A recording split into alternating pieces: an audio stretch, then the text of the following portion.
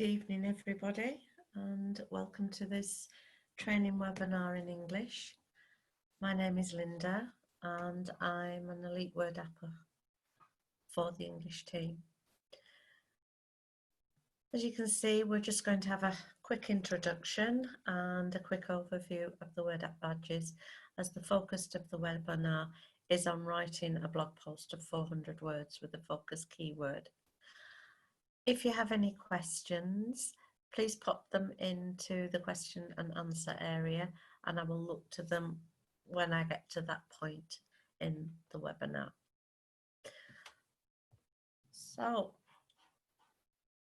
the Wordapp badges, most of you are on here because you've found this is the big exciting change that Wordapp have introduced. Badge 1 is the introductory test, and it's 120 word blog post that you can find in your task feed and takes 8 reward points to open. What we're talking about today is the 400 word blog post that will come with a focus keyword, a sub keyword, and it takes 25 points to open it. For those people who have passed the badge 1 the first time, you will be assigned one of the blog posts. For the others, they need to earn the 25 reward points. This can be done in a variety of ways, from doing the surveys online to watching Jem's webinar on a Thursday afternoon. From that, he will give you a task to complete with reward points attached to it. Reward points are Wordapp currency, and I have a limited amount of them and will not be giving 25 of them away. People will have to do some work to earn these second badges. So we'll move on. I just checked, I have no question and answers on that little bit. So we will move on to writing the blog post. And I'll move my phone so it will stop beeping at us. So what we're looking for when these posts is that the content needs to be relevant to the topic. And that is where Wordapp helps, because we will give you the focus keyword. The content needs to be written so that Google can identify it and rank it. We want to monitorize these sites. To do that, they need to be higher ranked on the search engine pages. So we want them up towards the top. And in order to do that, we need to generate organic traffic. That's the traffic that people search for and not coming through ads that we have to pay for.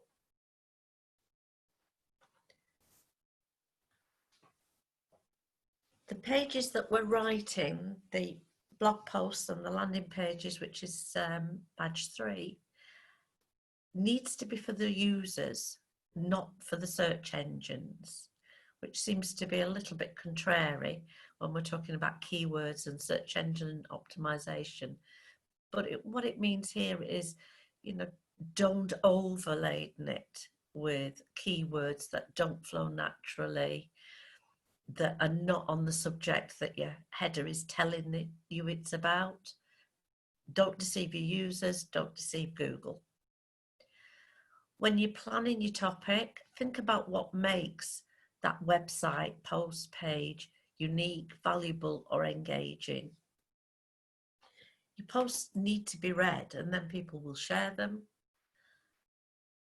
They will come back to them, and consequently we will creep further up the rankings. Basically, with all of these tasks, you need to do some self-study. You need to learn about search engine optimization.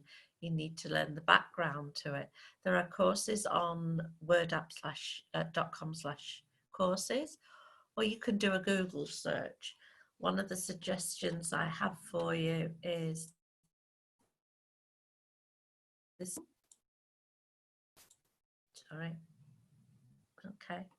Which is a beginner's guide to SEO, and it's got some interesting points to make, explains how things work, why we're doing what we're doing.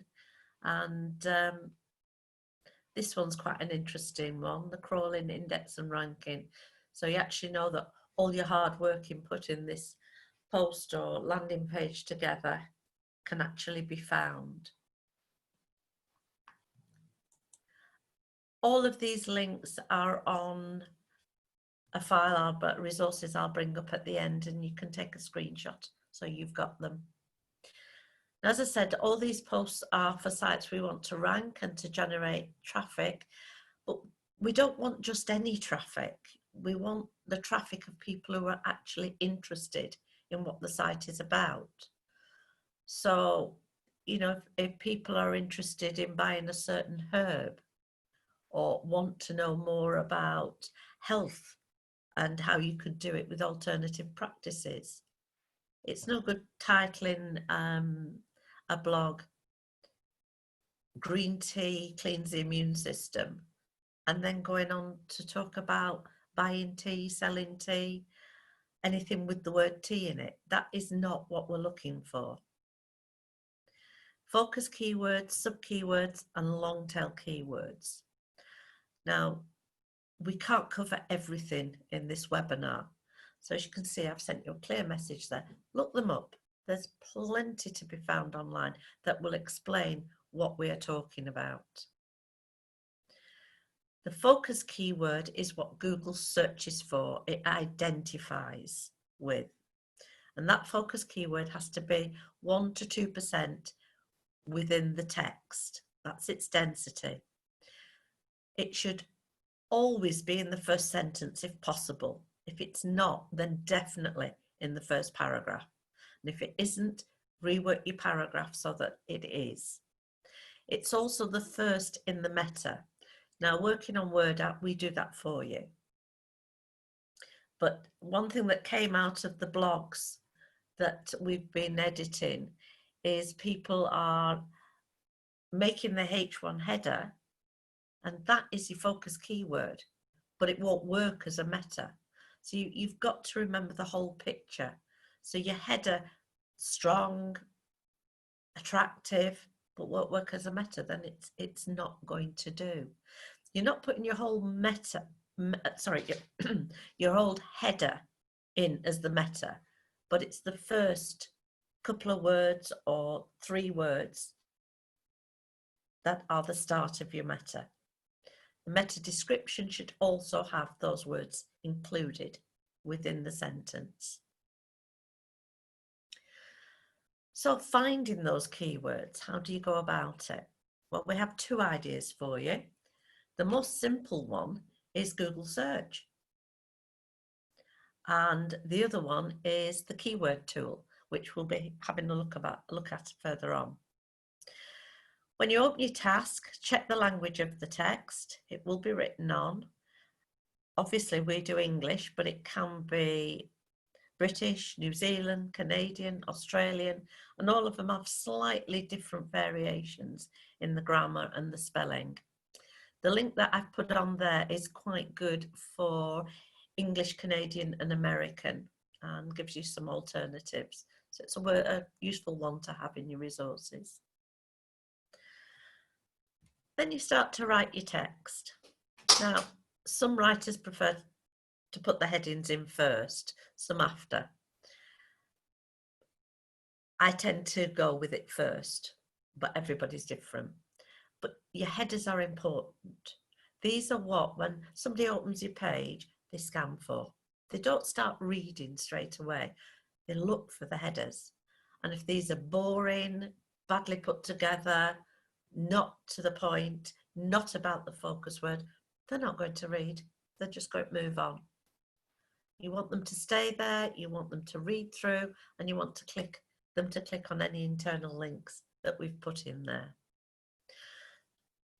Another tool you could use is the course schedule, and again, I'll open that up later. The one thing you've got to remember about these tools is that's what they are, tools.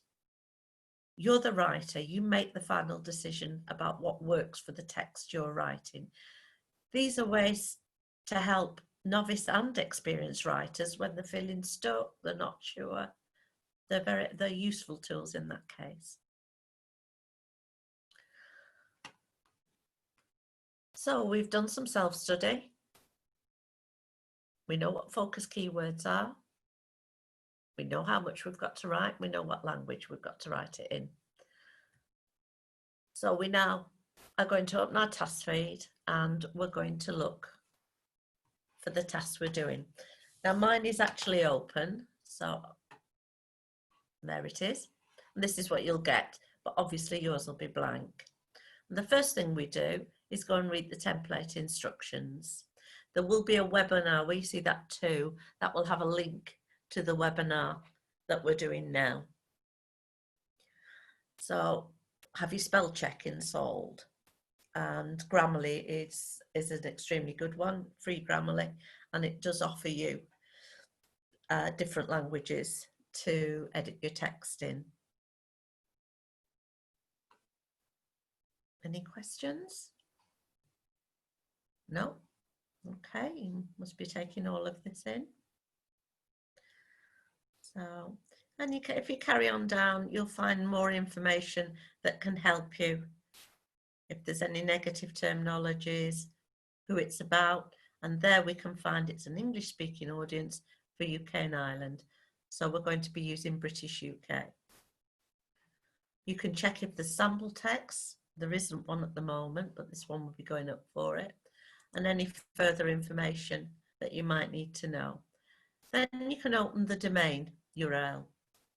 And the one I'm writing for today is hairlinetransplant.com Turkey. And here you can go and have a look at the blogs to get an idea of the style, what they're writing about.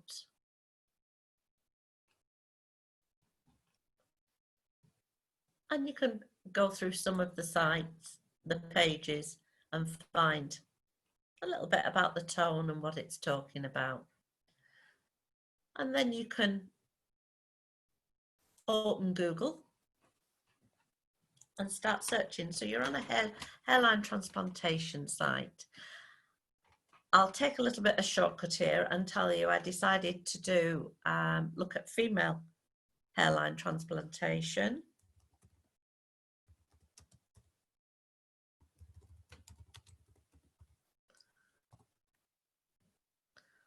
So, it's brought different pictures up, typical.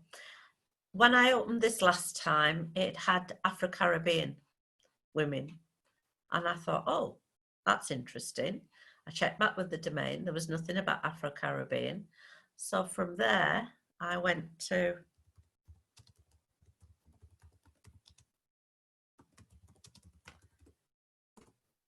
oops.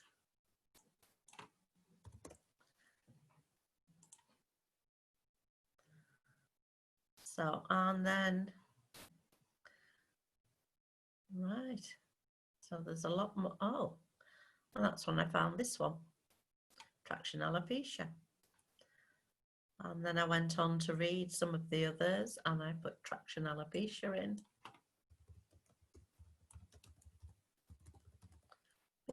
And discovered, interestingly, these are very useful, that it is mainly on Afro-Caribbean hair.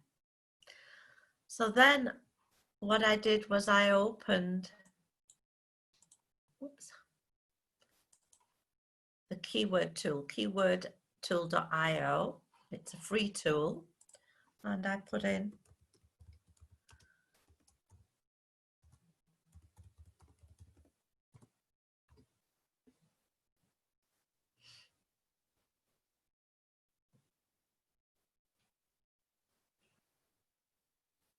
so what this shows us is what sort of questions are asked, what people have been putting in for traction alopecia, what they've actually been looking for. So some of these become your sub keywords. So you can pick them out.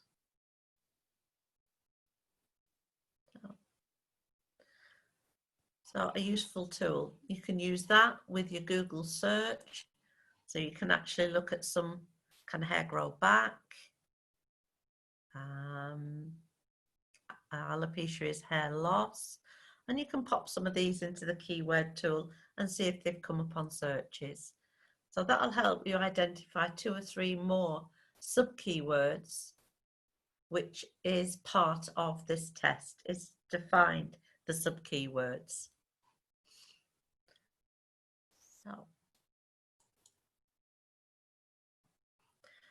So we've got just a word there about the sub-keywords. When you submit your text, you can submit with a message. If you'll just write your sub-keywords in that message before you submit, okay, to let us see what you actually found and what you used. Remember, all of these have to flow naturally within the text. They have to be relevant to the text. You're not writing for your keywords. Your keywords need to fit into your text organically. So some of the sub-keywords I had here was hair loss, obviously Afro-Caribbean hair. Traction alopecia is my focus keyword. And braiding, weaves, these were all words that we use in the searches that I did. So as you can see, I've already started writing it. I actually have the finished one here. I just need to transplant it over. As you can see, the heading, focus one keyword, and then a strong question to follow it so that they'll read for the answer. Questions make people want to read for an answer. The second part is about hair transplant and telling them, yes, they can have it. Really? Didn't know that. So they're going to read a little bit more. Highlighted there is the sub-keyword that will come with the text. This creates a link to the URL page, which we've already organized. This is an internal link that SEO likes to find as well. We'll do more of that on batch 3. So what else I put on here is the metas. So we've got the focus keyword to start, and then I've just made a bold statement. This is an African and Caribbean problem. So that's what I'm looking for. That's what I'm about. I'll have a look at that. And then your meta description is describing what you're writing about. So the problem's increasing, find out why, and your options to treat it. And within the text, I tell you why, because the braids, the weaves are the culprits.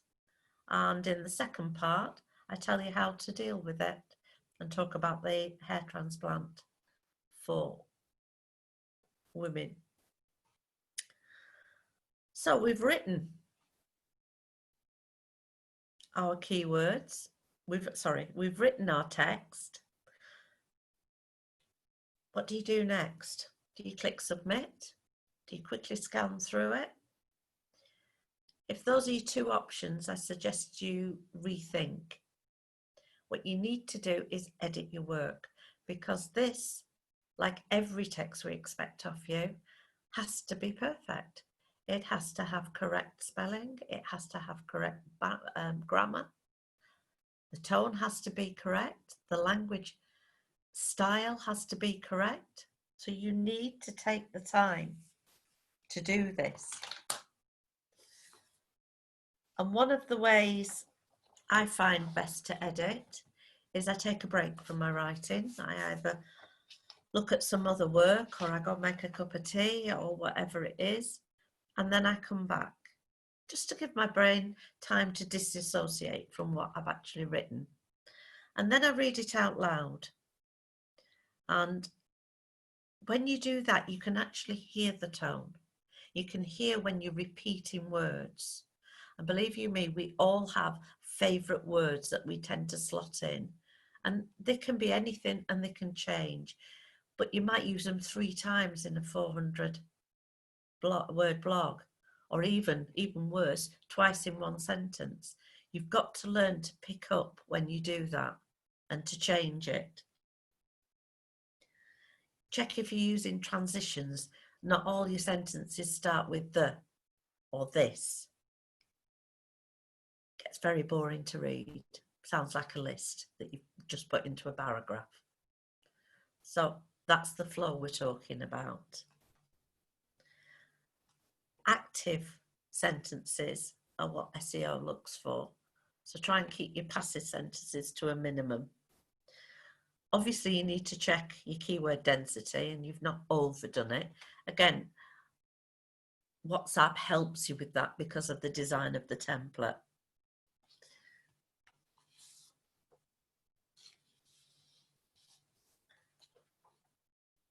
And once you've done that, you're ready to submit with a message and write in the sub keywords that you found at the top.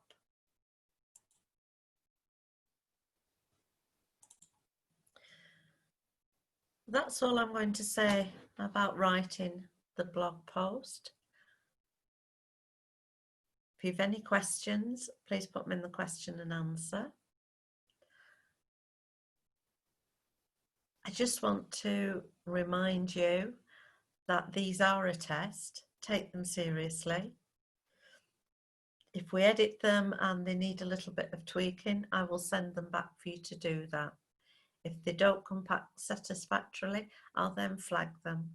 And Jem and John will decide if they're going to give the writer another chance or if they're going to block them. If they block them, you have a chance to approach them again and show that you've done some self-study and maybe earned more of the reward points and have another go. So it is down to you, but do take these seriously. They are your passageway to better tasks and to better earnings.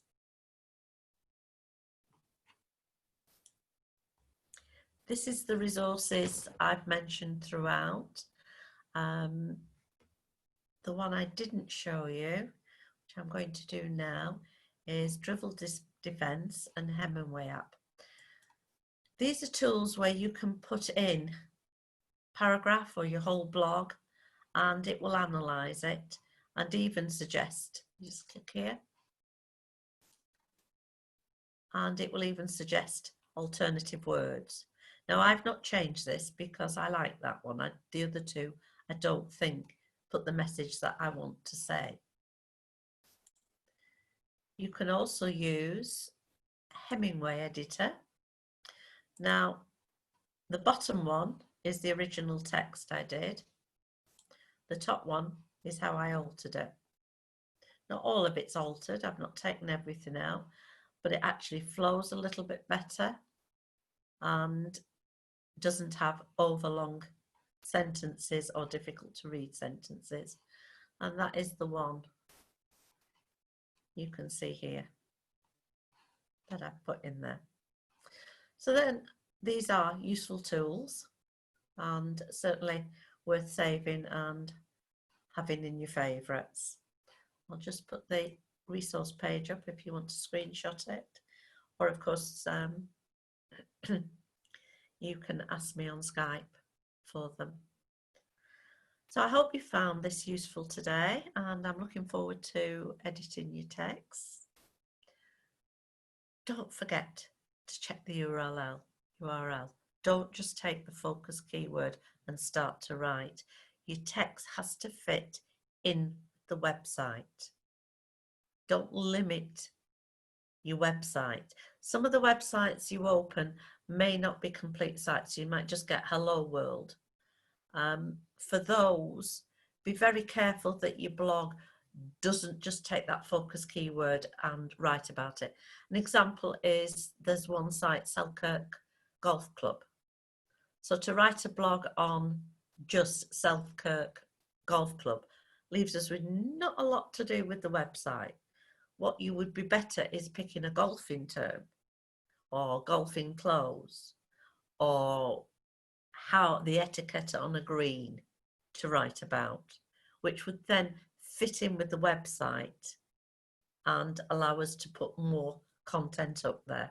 So just bear in mind where you end. I'll start that one again. I do apologise. Always try and envisage where your text is going to end up and how it fits into the whole, because these are the sites you're going to be building if you get through all the badges and choose to, and you will need content that flows together and writers that produce it. So knowing where it ends is a very good way of helping you balance it and write it appropriately. And I promise that's it from me.